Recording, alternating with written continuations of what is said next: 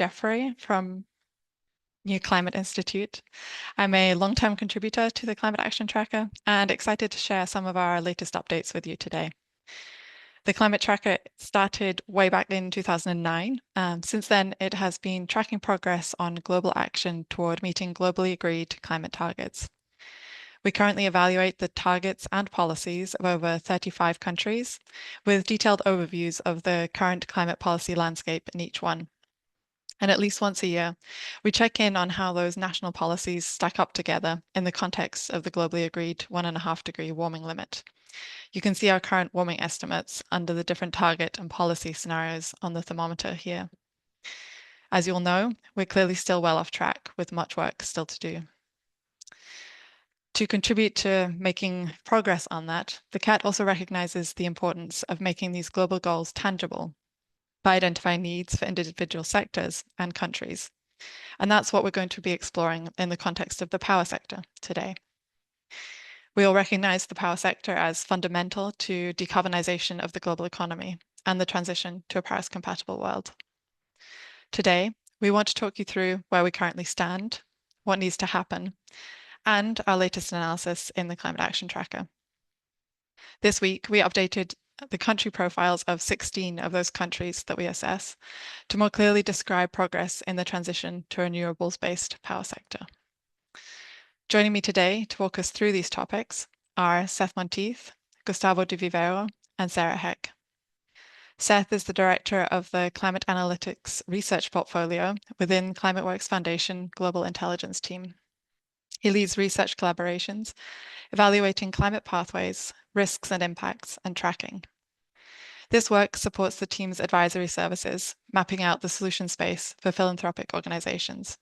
We're very grateful for the rich content exchange we've had with Seth and his team, and thank you very much for joining us today. We also have with us two members of the Climate Action Tracker team. Gustavo de Vivero works at New Climate Institute, one of the organizations behind the Climate Action Tracker, and is an expert in power systems and their role in the energy transition. He performs policy assessments, including energy systems modeling, and provides support to national governments to increase their climate ambition. Gustavo also contributes in many ways to the Climate Action Tracker, including in-depth country analysis. Sarah Heck is a climate policy analyst with Climate Analytics. She's a project lead for the Climate Action Tracker with expertise in national and sectoral climate change targets and policies. Sarah led the development of the analysis that we're sharing with you today, and thanks again to all three of you for joining us. Before we dive fully into the content, just a few logistical pointers for you. First, if you're experiencing any technical difficulties, please reach out to our technical support, either via the Zoom Q&A function or by writing an email to info@climateactiontracker.org.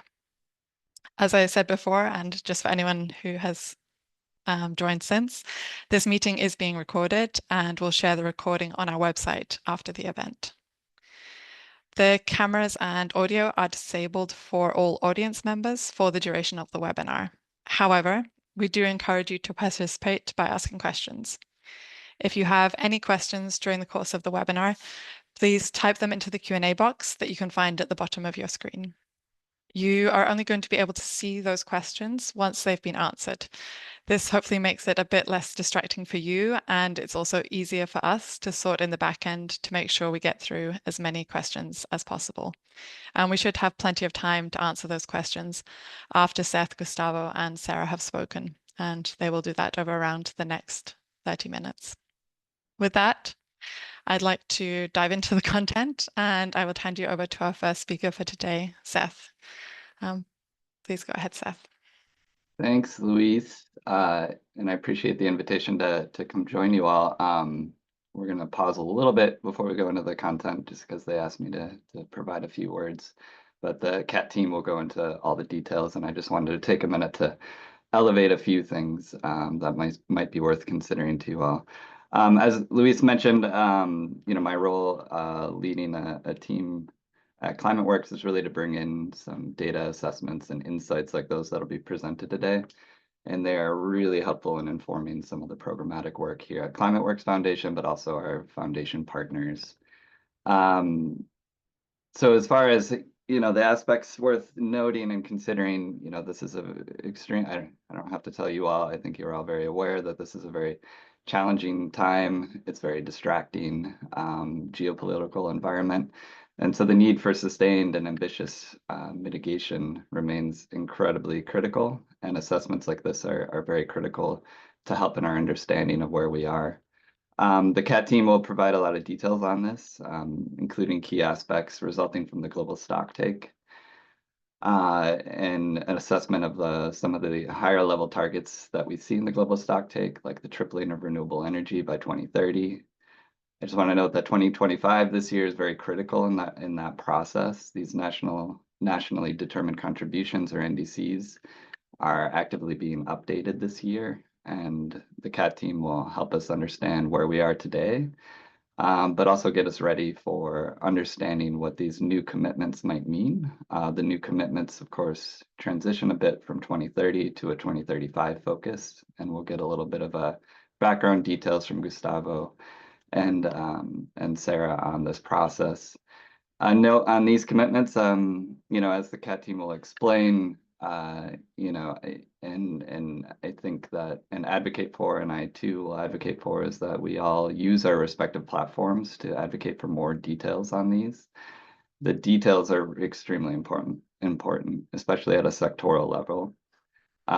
These help send signals, both domestically and internationally, to different communities on the direction of change, and they help translate the collective goals that are enshrined within the UNFCCC process to national circumstances, and this is incredibly important.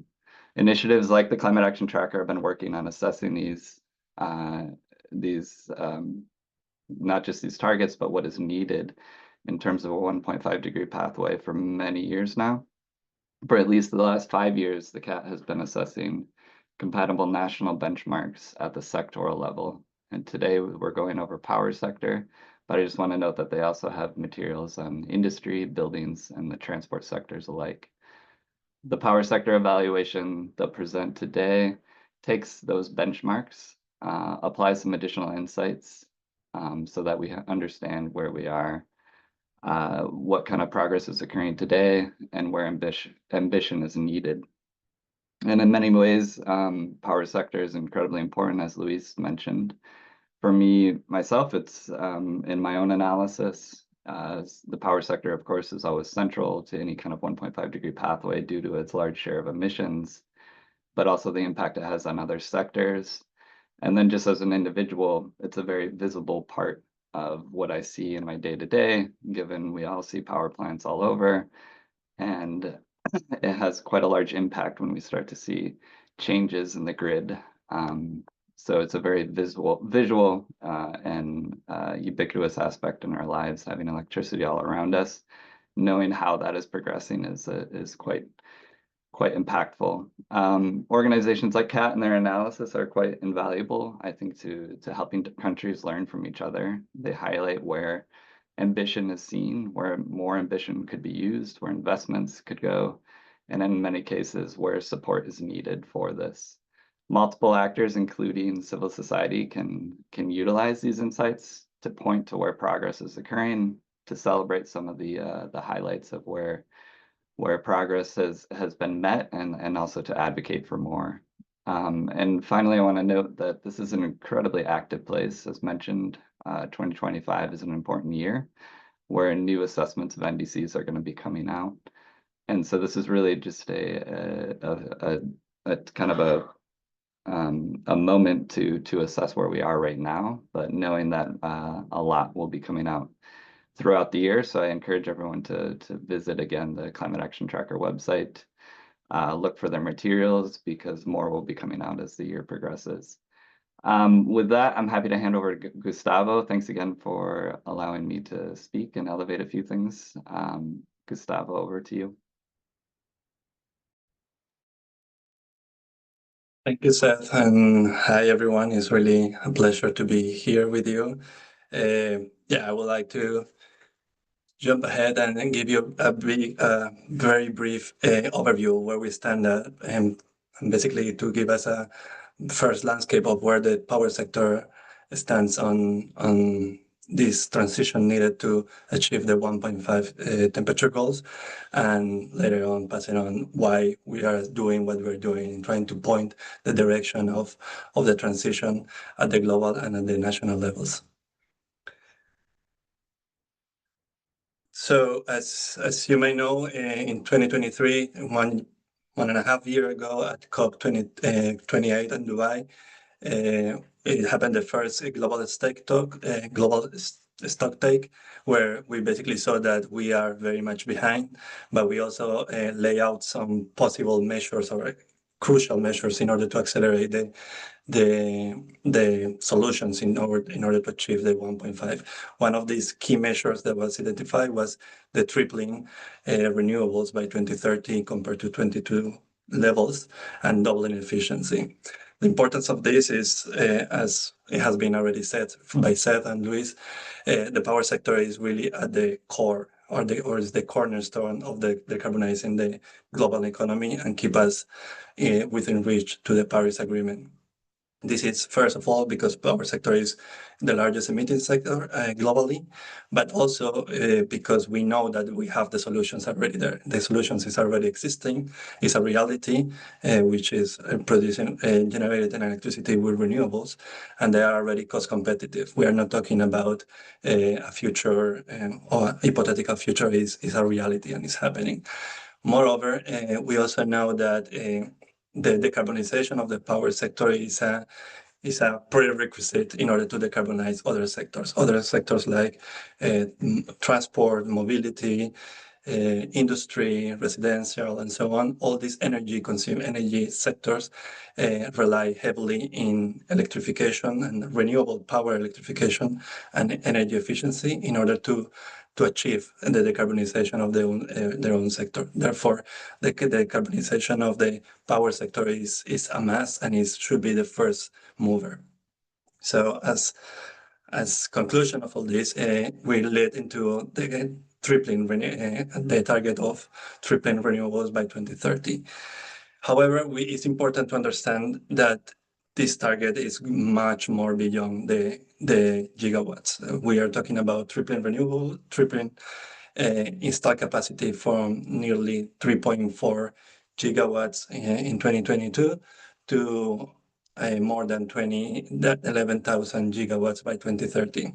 But we're not talking only about installation of renewables. This is not only about installing more and more renewables. We also need to understand what is behind this target and, crucially, how it's linked to the climate goal. First of all, this target is in line with achieving net zero emissions in the energy sector, all energy sector, by 2050. And therefore, it means that we need to phase out fossil fuels in the power sector as the major first step. And second, we need to substantially increase the additional capacities and renewable capacities in order to achieve this target. Estimation says that we need to achieve around 1,000 gigawatts of additional renewable power is needed annually from now on until 2030. Right now, we are the last year we achieved less than half of that target. Also crucially, we are also talking about energy, about terawatts hours. This is important because as economies grow and crucially as electrification increases across the economy, we need to not only to keep up this growth in the demand, but even generate more electricity with renewables in order to increase the share of renewable in the entire mix. And also a very interesting insight, and is agreed by all the studies, is wind and solar will be crucially at the core of this transition.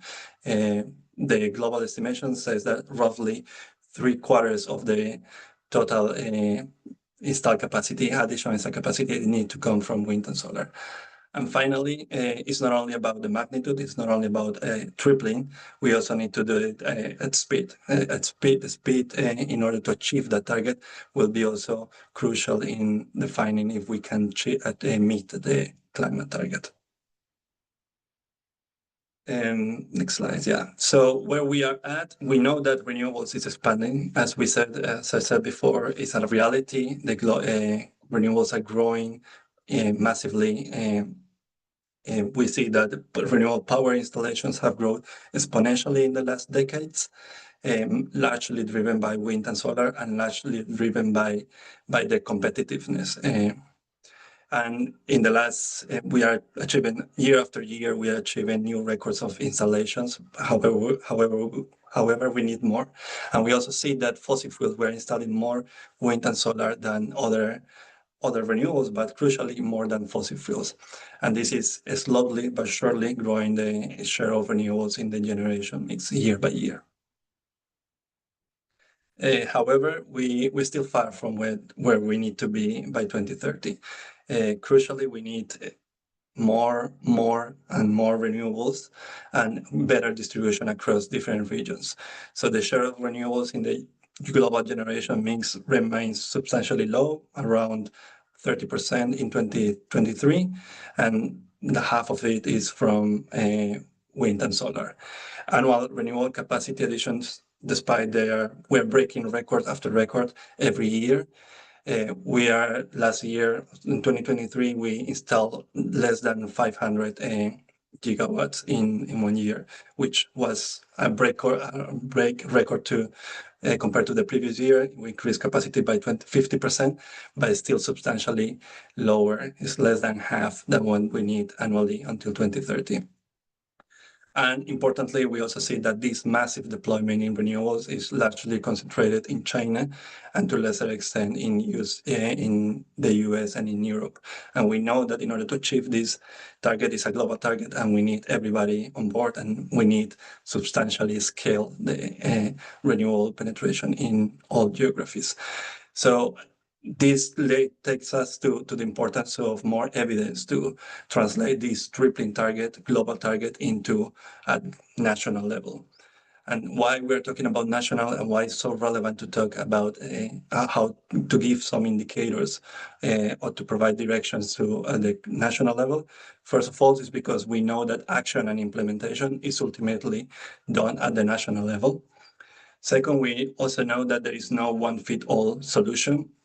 Power sector transition looks very different in different countries. And you can see in these graphs, some countries might have already started the transition, like the US, whereas some others are only starting, such as Saudi Arabia. Moreover, there is also the starting point in terms of generation mix also determines how fast or how deep the transition will look in different countries.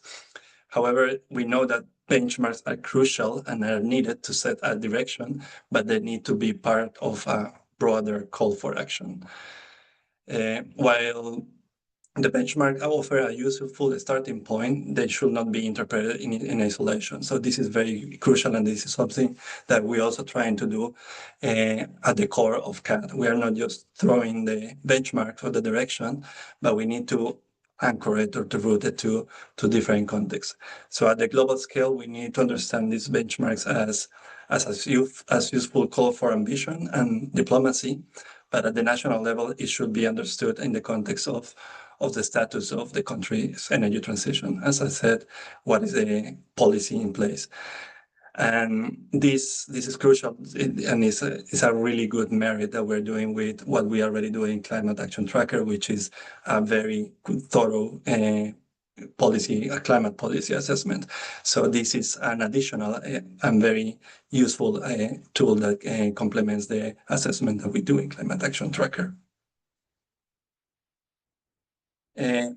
Just without going too much into the detail, but also to emphasize that what we do in order to achieve or to derive these benchmarks is to include different lines of evidence and multiple analytical elements to be sure that the result speaks for all the different aspects that we want to capture.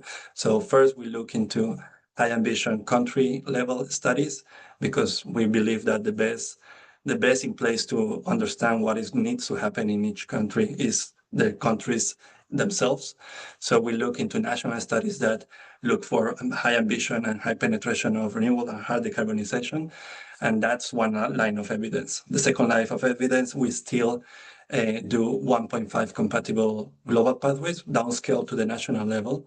And basically the overlap of these two lines of evidence give us a window of opportunity, which is on the one side is ambitious and is aligned with what needs to happen for a 1.5 world, but it's also feasible and ambitious and relevant in the local context.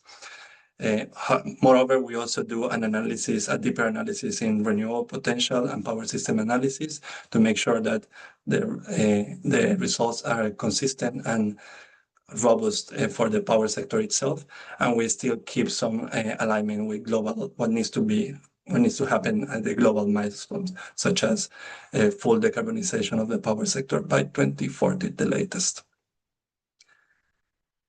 And to finalize, I will just like to finish with this last slide. We need to understand that we are in the context of this year. We are waiting for new round of NDCs, of new assessment, new commitments, and more ambitious. We need to be more ambitious, more fair, more credible, and more transparent. And what does it mean in terms of what we are doing now is we need ambitious NDCs that have explicit renewable targets, and that these renewable targets are aligned with the tripling global renewable target. So, however, we know that despite we move a bit the window until September to get all these new NDCs, they're still falling short. Very few countries have currently explicit renewable capacity targets in their NDCs. So it's something that we keep our eyes on, and we will definitely assess countries based on the availability of these concrete targets.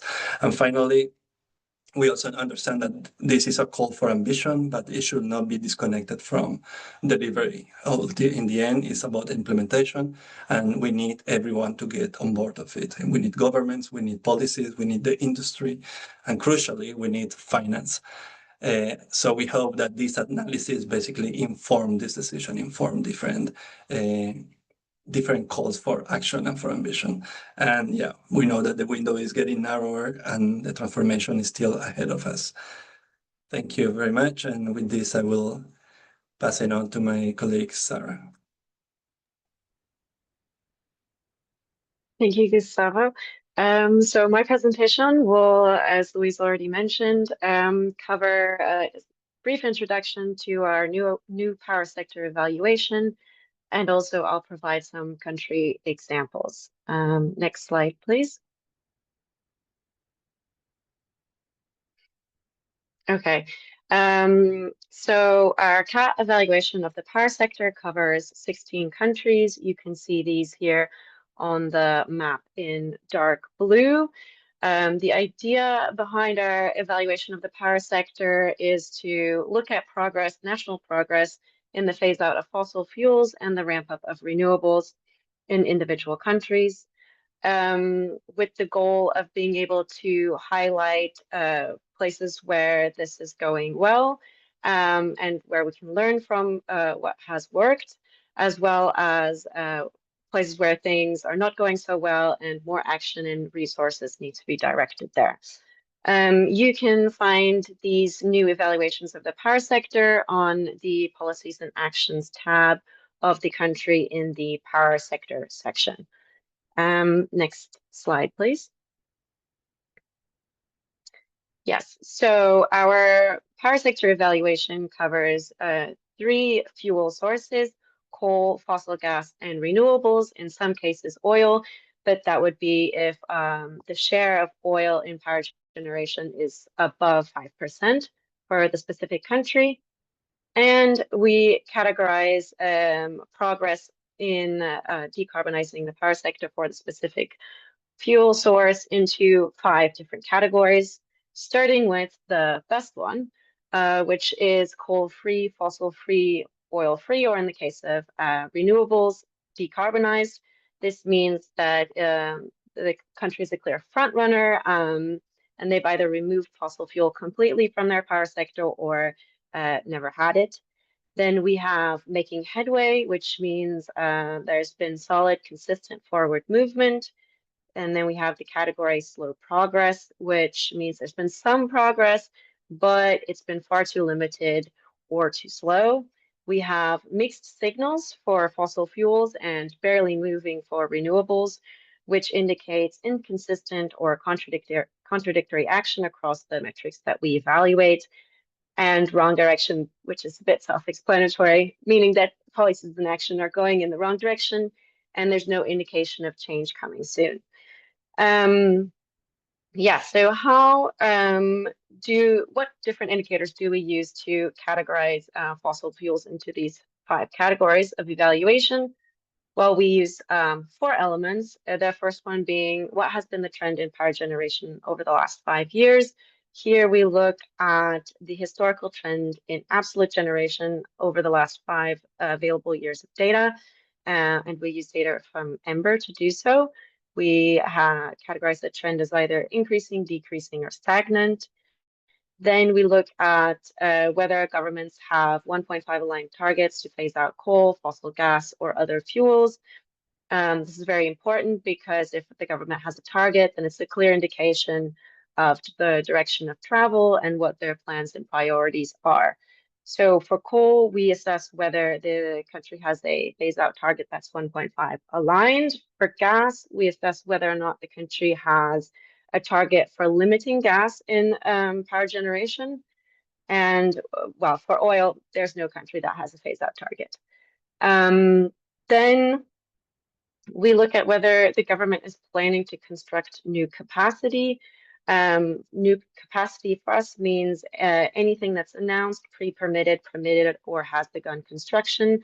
And we use the Global Energy Monitor to assess that.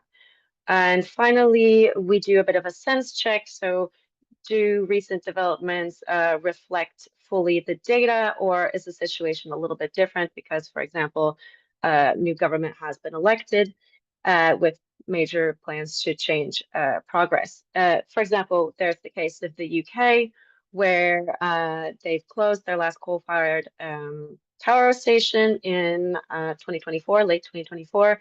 And so we adjusted the evaluation slightly to reflect that. And so the UK's coal evaluation is now coal-free. And that's how we evaluate fossil fuels. However, renewables we evaluate slightly different. We have 3 elements that we look at. The first one is the current share of renewables in power generation.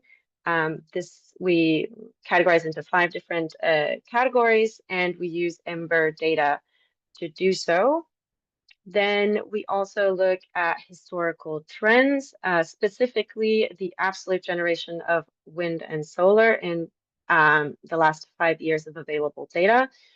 Yeah, we focus on these 2 sources because these are the 2 sources that really should be rapidly increasing and indicate a direction of change.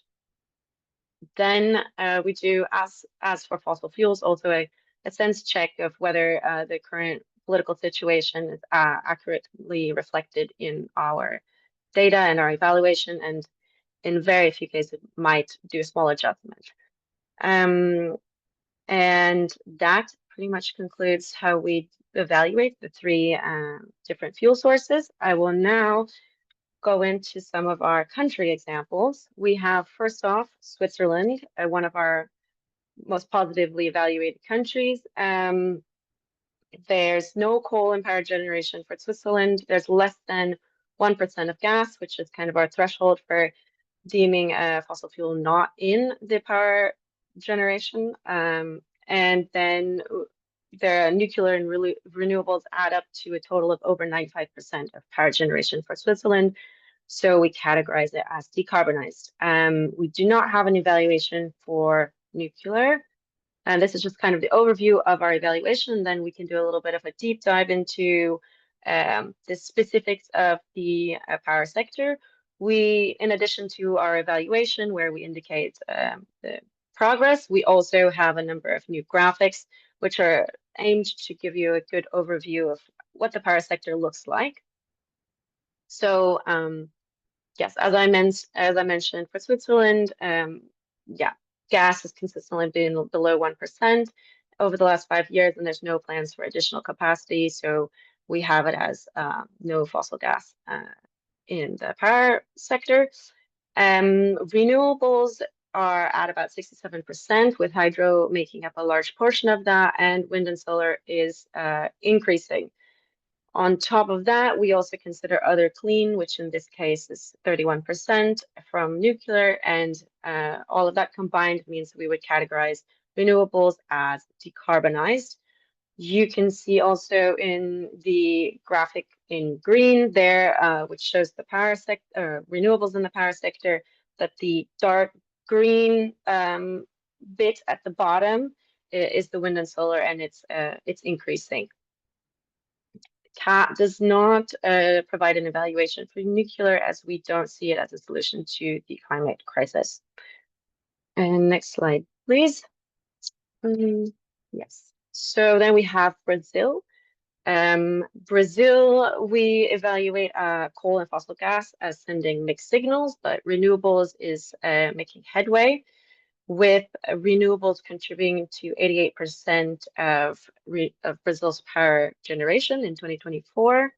And now I will dive a bit deeper into the specifics. Next slide. Thank you. Yeah, so both coal and gas actually have very small shares in power generation in Brazil at 2% and 6% respectively, and are decreasing. But Brazil plans to expand coal capacity and significantly expand fossil gas capacity, with no phase-out targets for coal or gas.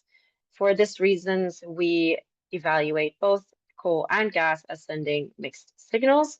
You can also get a nice overview of how large the share of renewables in Brazil is, and well, also how small fossil gas and coal are, from our stack graphic on the upper right-hand side. Now, if Brazil were to set 1.5 compatible targets for coal phase out by 2030 and gas by 2035, this could change our evaluation of both coal and gas. And now to renewables. So you can see a little bit more detail on the renewables in Brazil's power generation below in the yellow box. So you can see it makes renewables make up 88% of power generation in Brazil in 2024, and you can also see again in the darker blue portion at the bottom that wind and solar is significantly increasing. For that reason, we categorize renewables in Brazil's power sector as making headway. And next slide, please. And here we have India. So we evaluate coal as going in the wrong direction, fossil gas as sending mixed signals, and renewables as making slow progress. India has seen quite a significant increase in electricity demand over the past few years, which is an important factor in understanding the dynamics of India's power sector. I'll start off with explaining coal. So our evaluation for coal stems from the fact that power is generated, well, in absolute terms, power generated from coal is significantly increasing, despite the fact that the share remains at 75%. There's also no coal phase-out target, and India has significant capacity planned for coal, so we evaluate coal as heading in the wrong direction. Then the share of fossil gas in India's power sector is actually quite small and decreasing, but there's planned capacity additions and there's no phase-out targets, so we evaluate it as sending mixed signals. If India were to, again, similarly to Brazil, set 1.5 compatible phase-out targets for coal and gas, this could affect our evaluation of both of those fuel sources.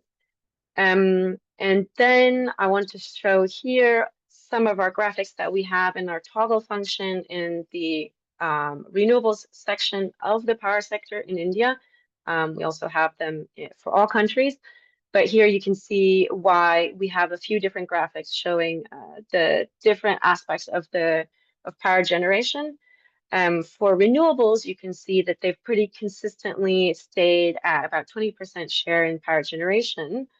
But if you look at the graphic below, well, that's the first graphic, and below that, then you can see, however, that in absolute generation, renewables have actually significantly increased. And wind and solar in particular, being the dark blue portion, has really increased in the last few years. So it's a complicated picture. Yes, unfortunately, because the capacity additions have not been reflected in the share of generation, we evaluate renewables as only making slow progress in India. I would also flag that India will need international support to achieve transition at this scale. And then next slide, please. Yes, our final country that I will quickly go through is Saudi Arabia. This I wanted to highlight because it's one of the few countries that we actually have an evaluation for oil, because oil makes up about 36% of power generation in 2024 for Saudi Arabia. Yes. So coal is just not relevant. So we well, it's not present. So we have it as no coal. And then gas, we have evaluated that as going in the wrong direction, because though the share of gas has been stagnating last few years, the absolute generation from gas has increased, and the country has no plans to phase out gas. Rather, it's aiming for a 50% share of total electricity generated by fossil gas in 2030. Then we also have renewables, which you can get a bit of a snapshot in the graphic in the lower right-hand corner. We evaluate renewables as barely moving. This is a category that almost no other country is evaluated as. And we do so because it is only 1% share of power generation. And wind and solar has been increasing at a very slow speed and is no way on track to meet the kingdom's latest 2030 target of 50%. Finally, we come to the share of oil in power generation. And so though the share of oil has decreased in Saudi Arabia's power sector from 55% to 36% over the last 5 years, the absolute amount of power generated from oil has remained stagnant, as you can see in the graphic in the upper right-hand corner. And the country is far off track from setting any kind of phase-out target and achieving it. And therefore, we evaluate the power sector, well, oil in the power sector for Saudi Arabia as sending mixed signals. And I will now wrap it up. I hope you enjoy exploring the rest of our 16 countries and hand it over to Louise. Thank you, Sarah, and thank you again to all of our presenters today for those really interesting insights. I found it particularly very interesting, all the very different circumstances that we see in these different countries and therefore the different challenges that are faced. And Gustavo, as well, you set that up in terms of just the different situation we're in and how we need to address those challenges in different ways. We now have around 15 to 20 minutes to answer your questions on the topic, and I can see already that many are coming into the chat, which is really nice to see.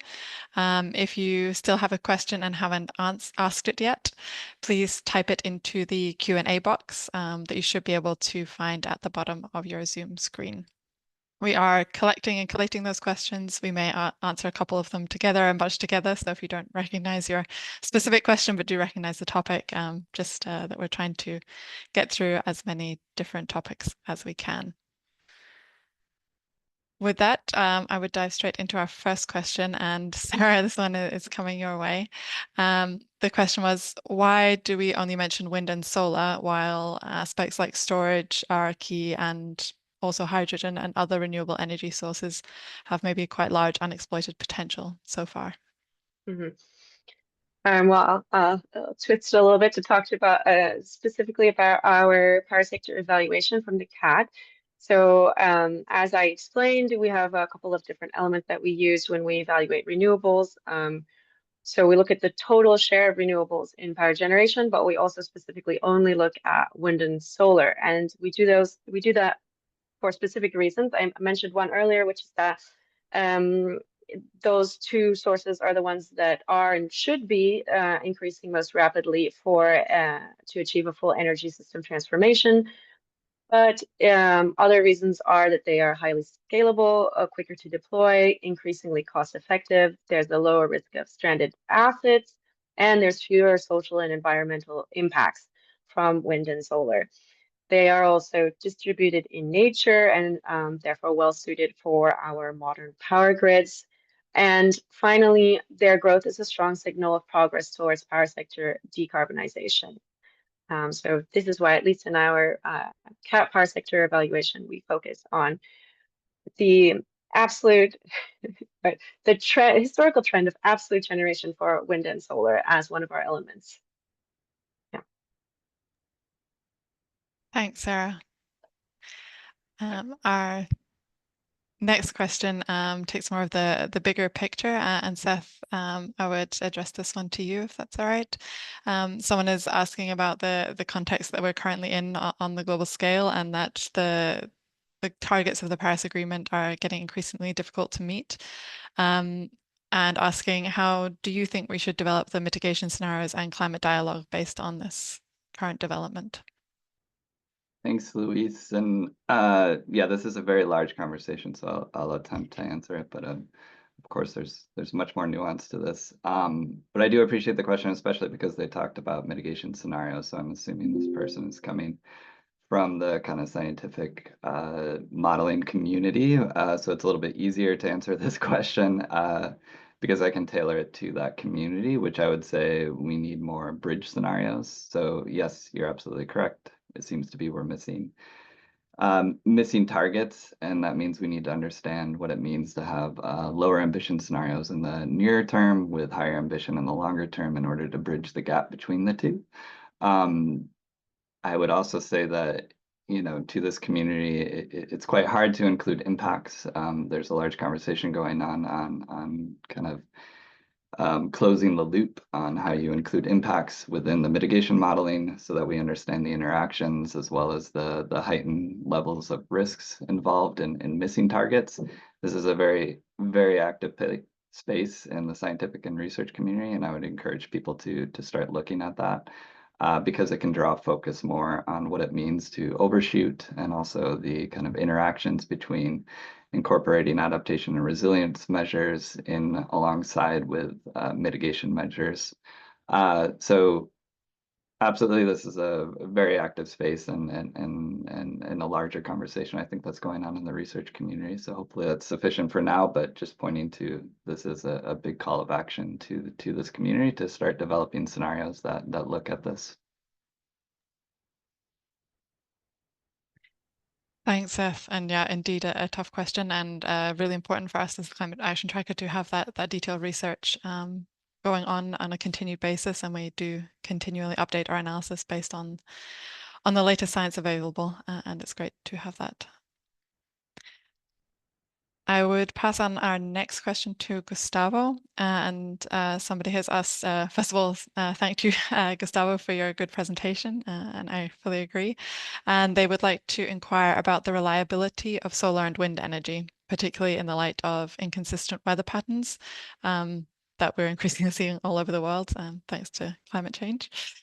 And given the example of their sister in South Africa is currently relying on solar power, but is finding it challenging to charge her battery during the winter months, and similarly encounters difficulties in the summer when there are cold and rainy days. And a related question around biogas as a potential alternative.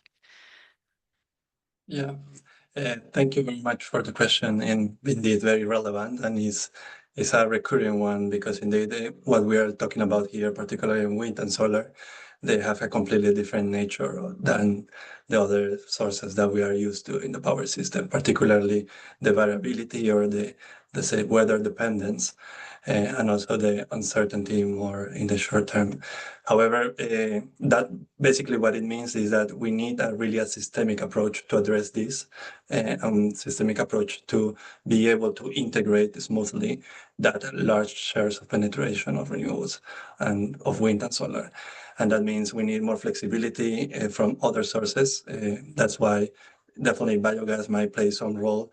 We see, for instance, hydro playing a major role in Brazil and being one of the major enablers to the massive deployment of wind and solar in Brazil. So there is definitely a systemic approach. We are not talking about here about plug and play, where we simply install solar or wind and hope that they will run, but they have to be smoothly integrated into the system. Using other sources, as I said, biogas, hydro, but also more in the longer term, batteries or long-term storage, or even production of hydrogen at the very high stage. So also important to note that the transition is gradual, is a phase by phase, is not overnight, and that means that maybe at the beginning we might not face these challenges, but as we integrate more and more shares of renewables, and particularly wind and solar, the system really drastically needs to adapt to this, and that means we need to start planning ahead. We need to start sending the right incentive, the right signals for investment. And the regulations should also pick up and catch up with the changes needed in order to make these changes possible. The good news is that there is enough evidence that we can do it.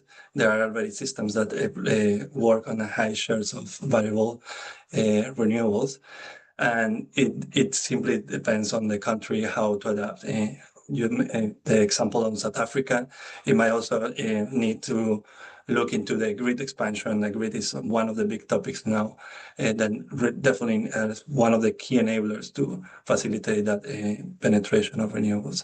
So to make it short, it's a systemic approach.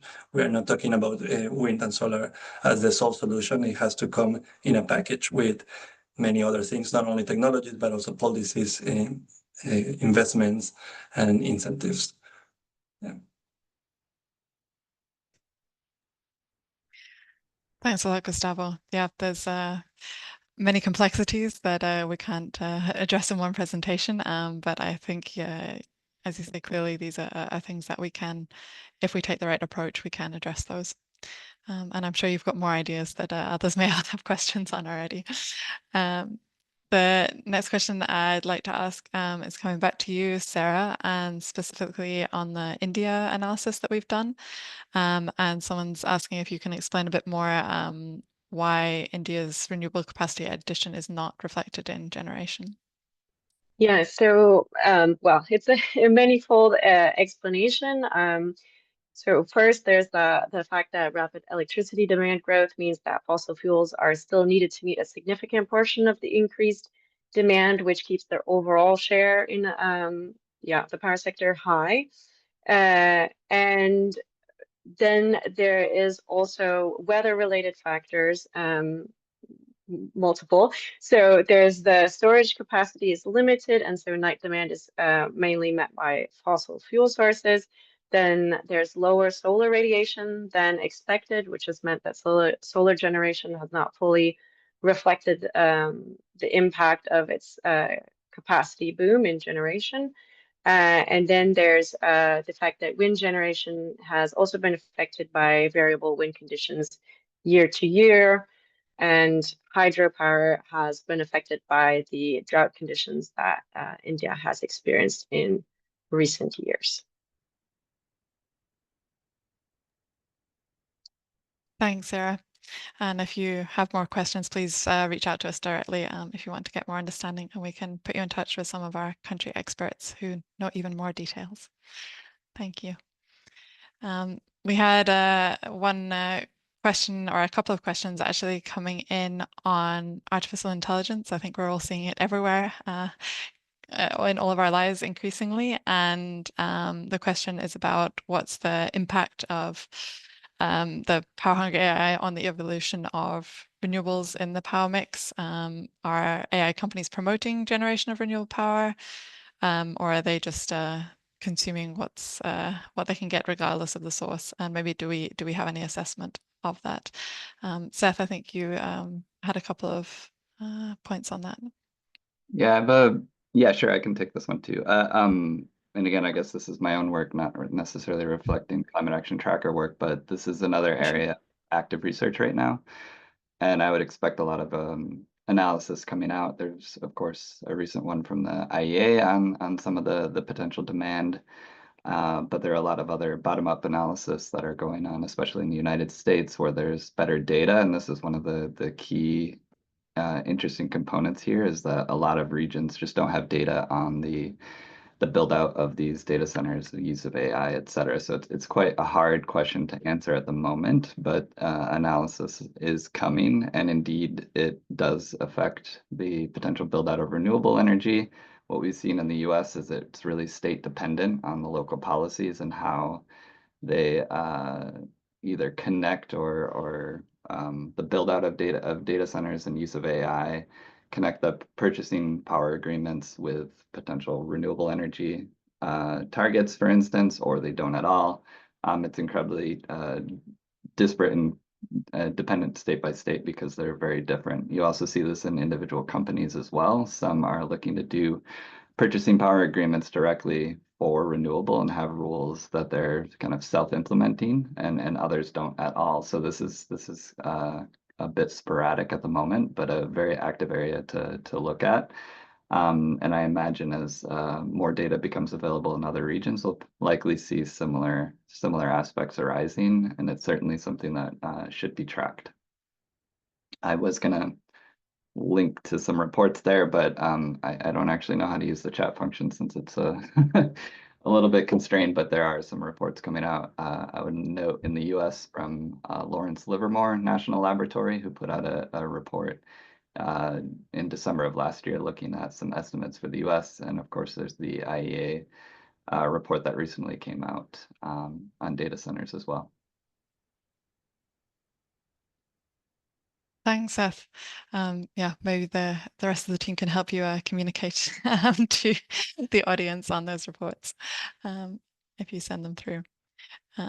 Our next and probable final question would be to you, Gustavo, and we've had quite a few questions around grids and storage. So as the share of renewables is increasing in the grid, that poses some challenges at that level.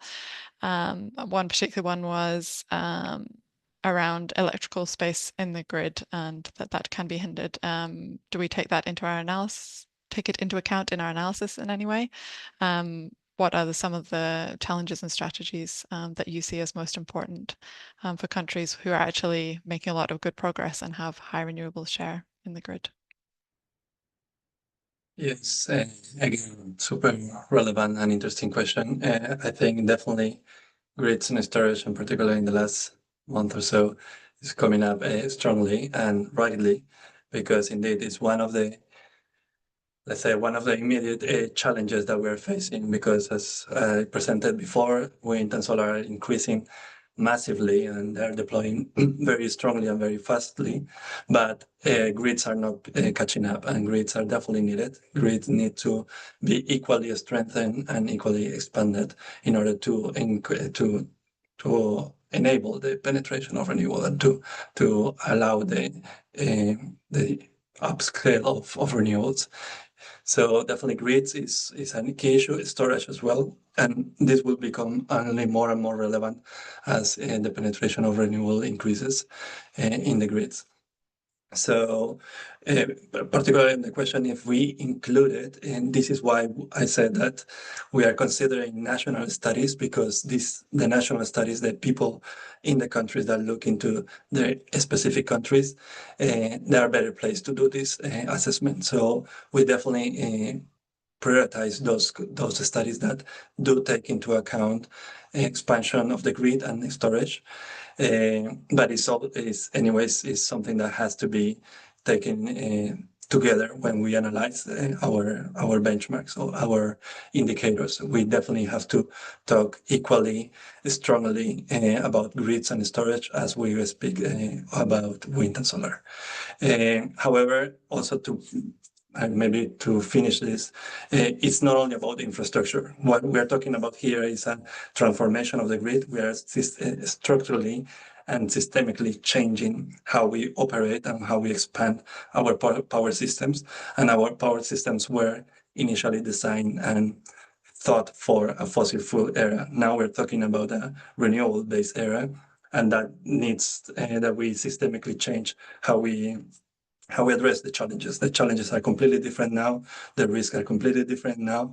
And one answer is definitely more grid and storage that is aligned with the increased penetration of renewables, but we also need to adapt how we operate, how we expand the systems, how we regulate our systems, and how we provide the right incentives through market design and regulation. And all of that has to be together, and definitely storage and grid has to be at the core of it.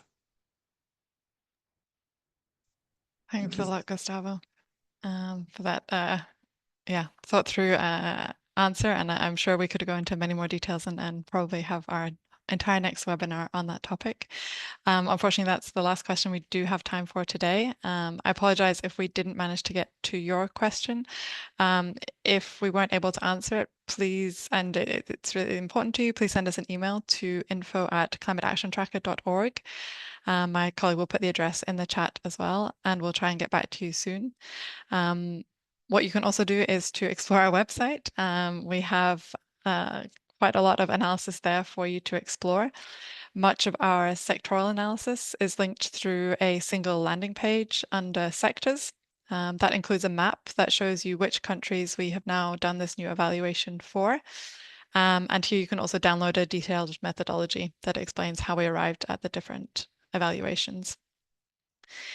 If you go to the power section of the policies and action tab for any of these countries, you'll be able to see the evaluation, these new graphics that Sarah has shown to you, and a clear and detailed explanation of what is happening in the country, including all of the policy analysis that you've been able to find before.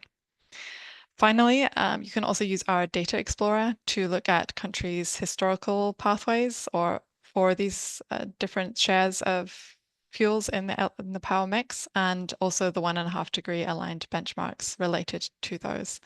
So plenty for you to look at. Finally, we will also put the recording and the slides from today on the CAT website and send it to everyone who registered for the event. Thank you all so much for your participation today, and to our 3 speakers. I hope you all learned something interesting and that you're able to use these new resources in your own work. From all of us, want to wish you a good rest of your day. Thank you again for joining, and goodbye. Thanks.